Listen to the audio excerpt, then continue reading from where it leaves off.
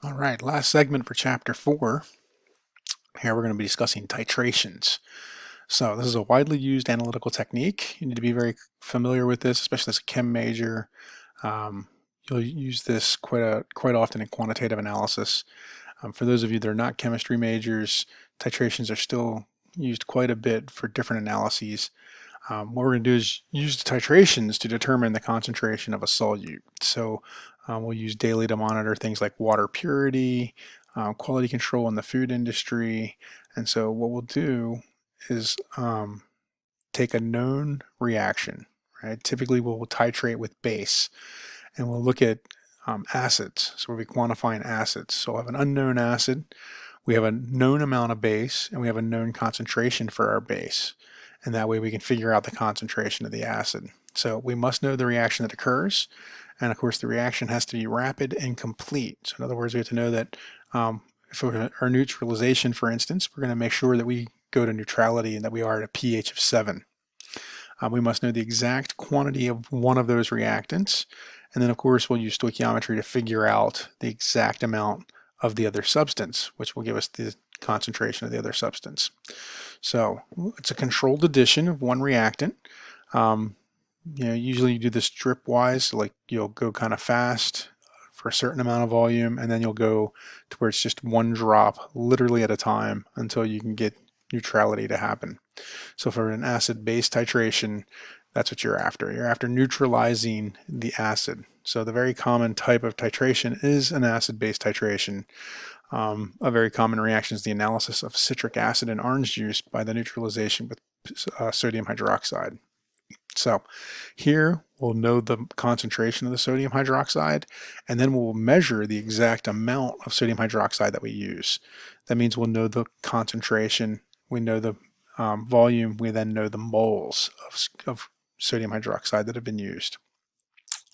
So then we know the molarity, we know the volume, we have moles of NaOH, which means we know the moles of the citric acid. From there, we can figure out how much citric acid and the mass if necessary.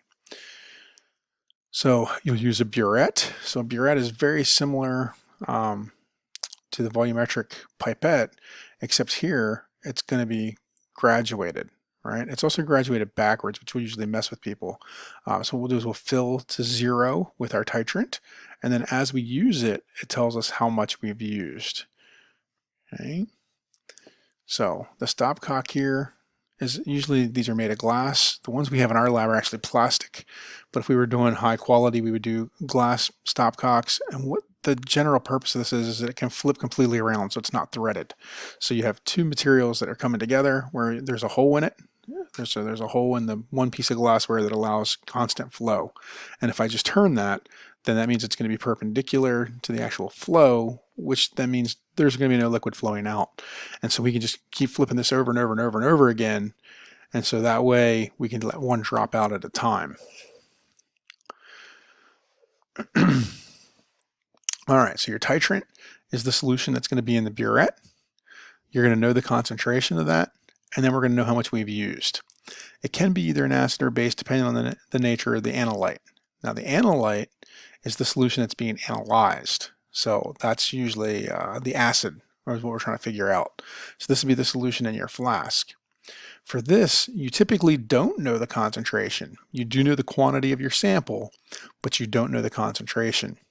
And what we're going to be trying to reach is the equivalence point. So the equivalence point is when neutrality is going to happen. So the equivalence point is when the moles of my titrant is equal to the moles of my analyte. Okay. So we'll have an indicator. The indicator solution would be like a phenolphthalein, something that's going to change color, something that's going to be one color in acid and another color in base. So again, phenolphthalein is a very popular one. You might have seen phenolphthalein, it's a clear solution, and as we drop our base in, it turns pink. Okay. The color change then will signal the endpoint of the titration. So the endpoint is when the volume of the titrant required to completely react has been done. You've reached the equivalent, right? So you've reached the equivalence, and that's the endpoint. All right, so we can use metric prefixes with molarity units. For example, if I have 2.83 molar, that would be 2.83 moles per liter, but that would also be 2.83 millimoles per milliliter. Okay, so millimoles will come into play here. We can use the last ratio in problems with milliliter units. So suppose that we have 25 milliliters of a solution of oxalic acid extracted from rhubarb leaves, is titrated with 0.5 molar NaOH, and that the stoichiometric point is reached when 37.5 milliliters of the solution of base is added. What is the molarity of the oxalic solution? Okay, so a lot to take in there. So the first thing we need is our balanced chemical equation, right? So that'd be the first thing we'll do. So we're going to take oxalic acid, which they tell us is H2C2O4, and we're going to treat it plus NaOH. All right, so that's the first thing we need to come up with is that. And so remember how we write this. The two hydrogens on the front are going to be acidic. They're both there, so they're both going to be considered acidic hydrogens, which means we're going to need two equivalents of sodium hydroxide. That's going to give us the sodium oxalate and then water. Okay. So oxalic acid plus NaOH. Now what we're going to do is calculate the millimoles of base used. All right, so that's our reaction. What we want to do is figure out how much sodium hydroxide we've used. So we'll take 37.5 milliliters of sodium hydroxide, 0.5 millimoles per milliliter, right? So that'd be the same as moles per liter. That tells me that I'm using 18.75 millimoles. Next, we'll figure out millimoles of oxalic acid. So now, based on my reaction, every 2 moles of sodium hydroxide would be 1 mole of oxalic acid. Well, all I have to do is change milli to milli, right? So millimoles of sodium hydroxide to 1 millimole of H2C2O4. That's going to give us 9.375 millimoles of oxalic acid. Last but not least here, we'll calculate the concentration of the oxalic acid by taking millimoles over the volume of the sample we know we started with. And that means we've got 0.375 molar H2C2O4. So hopefully that was easy enough to follow along. You're seeing that same 3-step process over and over and over again, right? It's not going away. So summary of stoichiometry calculations. Before we did grams, so we saw basically this part right here. Then when we first introduced stoichiometry, we introduced this part to this part, right? Now what we're doing is saying we don't have to go up here to molar mass. We can start with liters using molarity and go through that same 3-step process. Use molarity at the end to get liters at the end. All right, so all we're doing is adding on to that. That's all we're doing.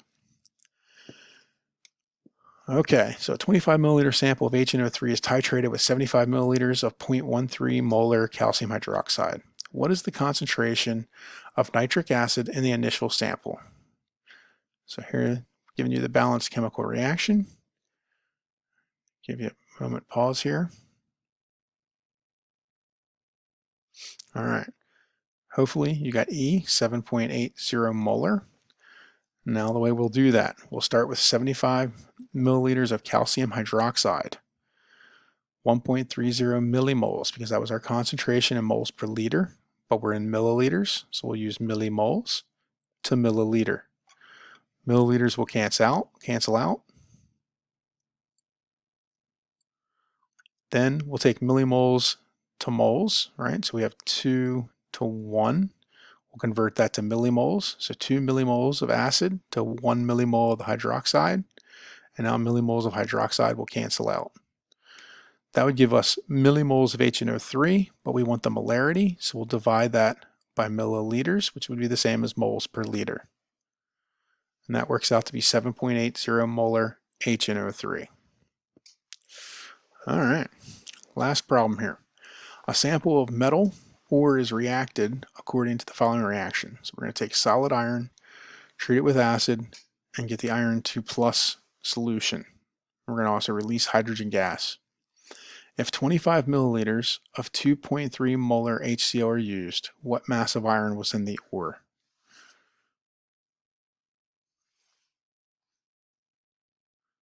All right, there was your pause. Hopefully you got 1.61 grams, and this is how hopefully you did it. So we're going to convert our milliliters to liters. So we're going to move this over. 1, 2, 3 gives us 0.02500 liters of HCl times the molarity of HCl. Liters of HCl will cancel out. At this point, we'd have moles of HCl.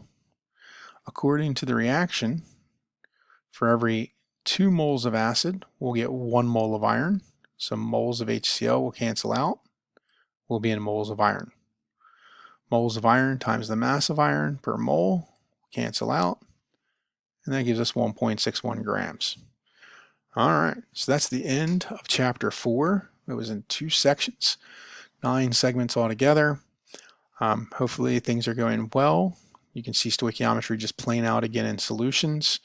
From here, we'll carry on into chapter 5. So we're just going to keep moving forward. All right, see you in that chapter.